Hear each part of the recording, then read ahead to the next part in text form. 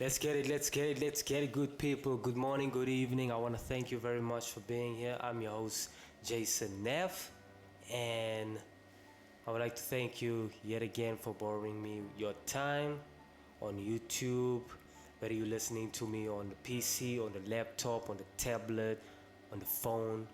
I truly appreciate it, and I just want to get into this straight. What I want to talk about is the mouthpiece.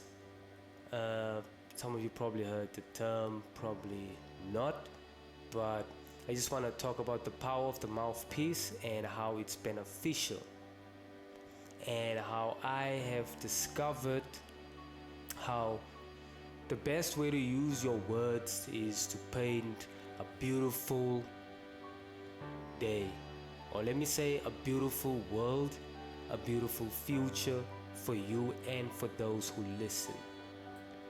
Because what I have learned and what I have observed with like the people around me, where I was and where I'm now, I constantly do this.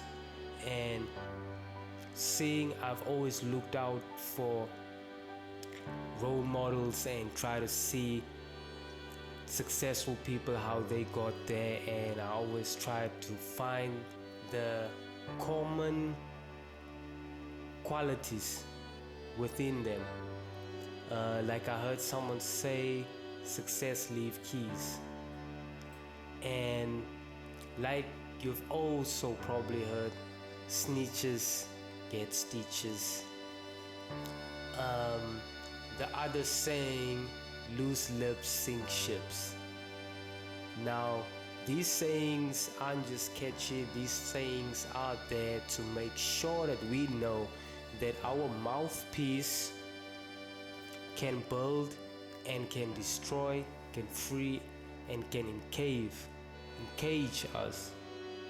So the thing that I have discovered while I was, and I'm still on the search, because I believe like one should always be on a search for a deeper understanding of oneself.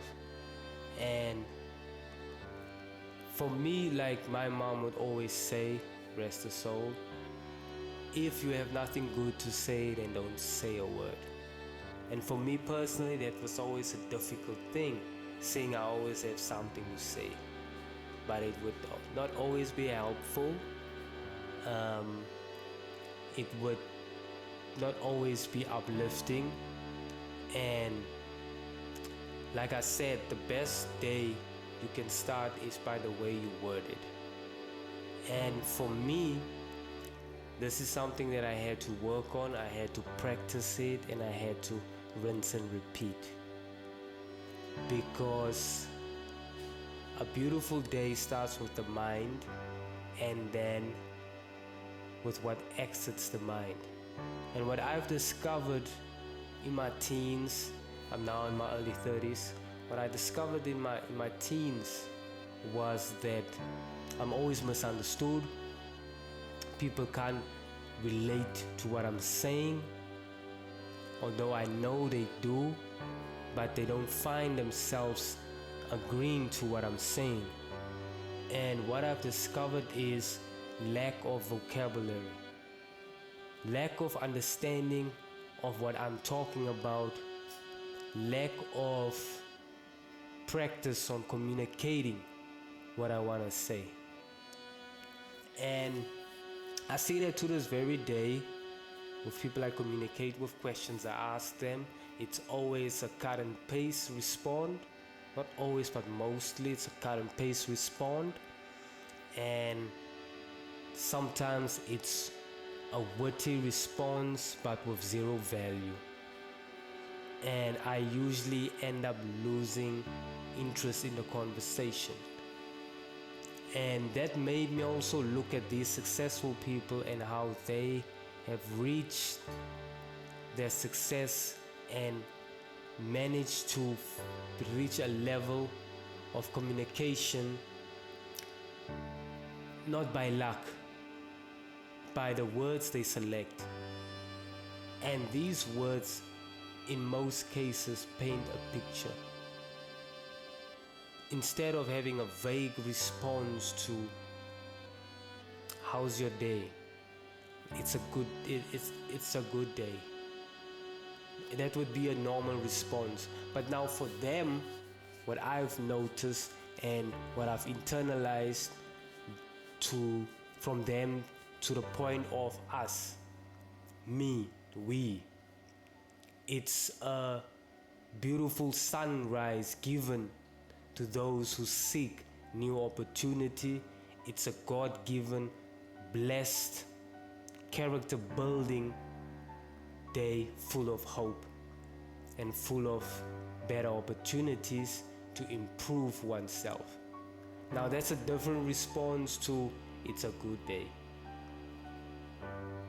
And it can be optimistic, but then also it's a picture that you paint, and it draws an audience.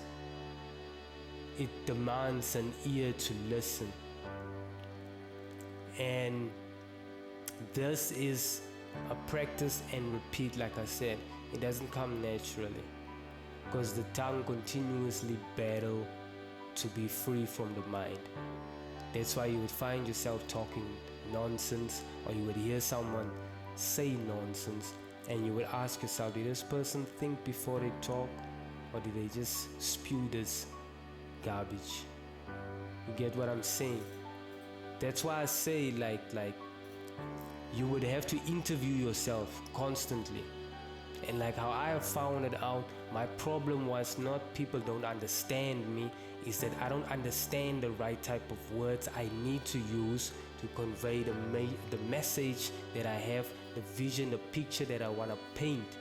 I lack words in my toolbox to convey this message and to have it strike people right where they need it the most, right in their heart, in their soul, so that they can convert into from the energy of feeling excited to the energy of implementing. And words are energy. Some people open their words and you feel like your energy's being drained, and some open their mouth and you feel like you've just been renewed. You are refreshed, you are ready to go, ready to seize the day and get the most out of it. These are arts. Practice the art of silence. Know when to be quiet. Read a lot of books. Understand how other people think and the words they use to describe their reality. And maybe you can adopt some words and some speaking patterns. What else? Besides reading, write a lot so you can see where your mind is at. Are you in the right space? Are you conveying your message perfectly? Who are you? Who are what name you would put in that space, your name, and constantly practice that. So when someone asks, who are you? You don't just say, okay, I'm this guy, I'm this age. Okay, I'm Jason Neff, and I'm passionate about podcasting, I'm passionate about music, I'm passionate about entrepreneuring, and I want to find ways to create wealth for not just me, but for my generation and for those to come. These are just like a minor example of who I am, and this has nothing to do with my skin tone and what race I am, because those things people usually see it when they usually pick it up when they see you.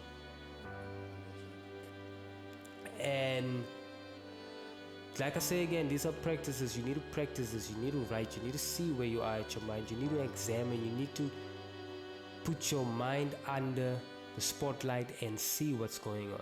Because like I said again, you find yourself with current pace responses. You find yourself with vague responses. You find yourself with witty responses. And at the end of the day, the person you had a conversation with, they end up leaving thinking, okay, what I got there is a perfect example of a waste of my time. That's why I would always